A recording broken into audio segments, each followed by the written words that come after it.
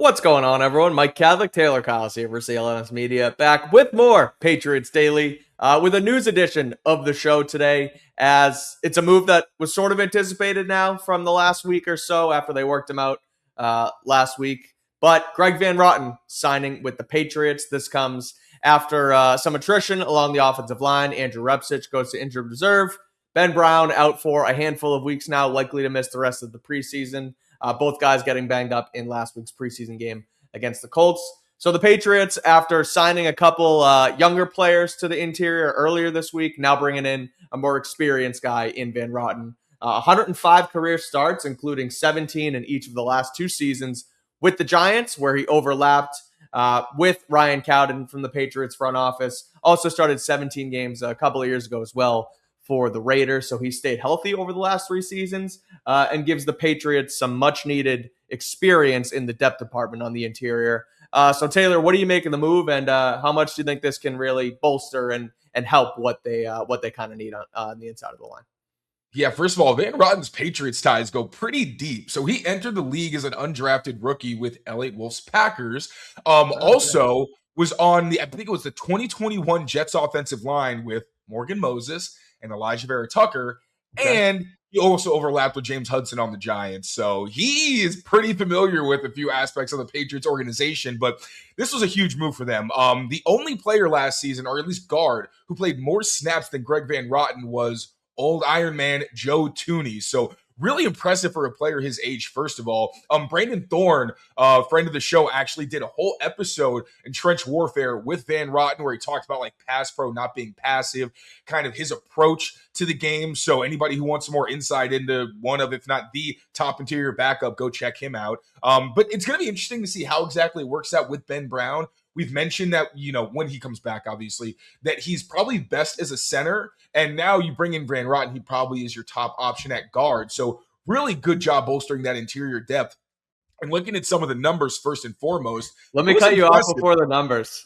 I'm doing some other, background research as we go.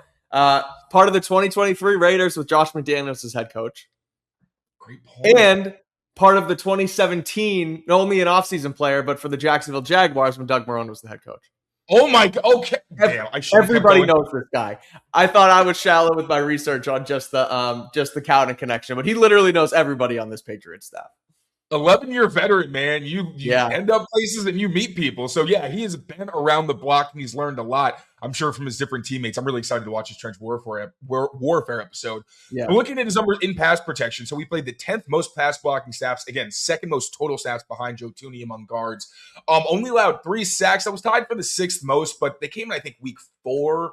Like week 7, week 8 or something like that. It was really 3 games in the middle of the season. Those are the only times he even allowed a knockdown. And then looking at some of the efficiency metrics, 4.2 pressure rate allowed. That was the 13th lowest among 38 guards with at least 500 pass pro snaps. Knockdown rate allowed, 0.6%. That was the 11th lowest. And his pass blocking grade was a little more middle of the pack at 16th highest. That's pretty impressive, again, for a guy who was 35, 36 years old. And when watching the tape, I did notice a lot of the time they did seem to slide the protection his way, which, you know what, if he's in the game with an Elijah Vera Tucker or a Mike Onwenu, that's fine. Those guys can live on an island. So that's pretty solid for one of your backups. As long as you kind of put him in some ideal positions, he should play really well for you. Also a massive dude, so going to be good in the downhill run scheme. What I was really impressed by, though, was what he looks like on the move. Sometimes they would ask him to pull. He does a pretty good job on outside zone as well. Physical guy, like when you look at some of his best run blocking tape, he's taking guys to the ground. Very physical player. And even on screens, like against the Broncos, he went out and blocked Jaquan McMillan. And he does a really good job of, one, tracking down his targets and just getting to them, which, again, 36-year-old man who's a big guard.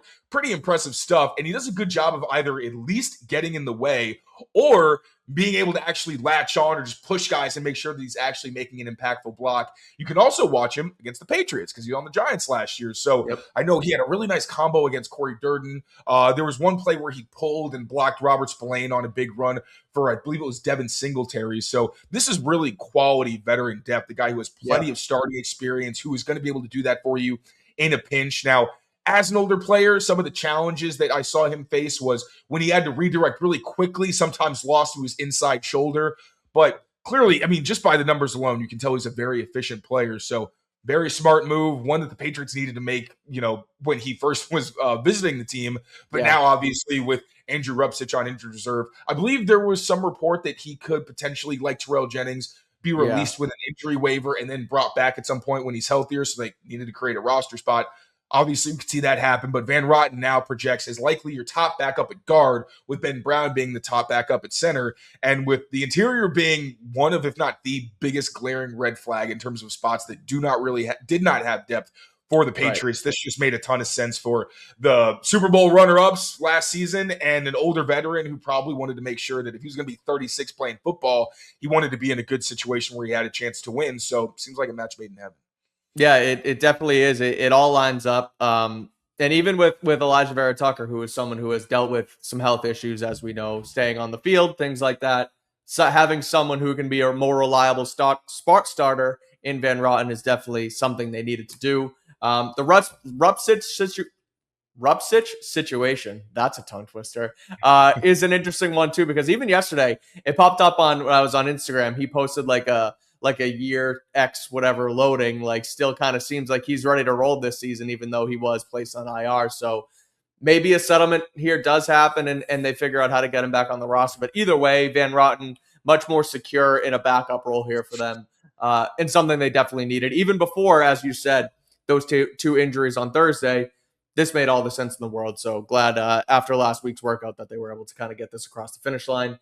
Clearly a lot of familiarity with the team, as we mentioned, and someone who is a more reliable backup than some of the guys they have on the roster already. So Van Roten will be out there, we think, anyway, at practice today. Patriots walk through this afternoon, getting ready for Wednesday and Thursday's joint practices with the Eagles. We will, of course, have you covered here for all of it on Patriots on CLNS. So make sure you keep it here, rate, review, subscribe, as always. And until next time, take care of yourselves, take care of each other, and we will see you soon. Peace out, everyone. Because as you know, this episode and every episode of Patriots Daily is powered by our friends over at PrizePicks. It's a scorching hot sports summer, and you can make all of your picks on PrizePicks. Women's basketball and baseball are heating up, and every football preseason game kicks off this month on PrizePicks. We got Big Ten slams, major golf tournaments on the horizon, and of course, preseason football. There's no better place for all of your summer sports picks than on PrizePicks. The football preseason, like we said, is here. There's no better place to run your game than on the PrizePicks app, America's #1 sports picks app. We have star players on new teams. We have a rookie class ready to roll. And all while teams look to get started on the biggest football season yet. So make a lineup with player stats. You can also add game winners, spreads, totals, combine picks in the same lineup, so much more. And it's all on the PrizePicks app. Right now available in all 50 states, including California, Texas, Georgia, and Florida.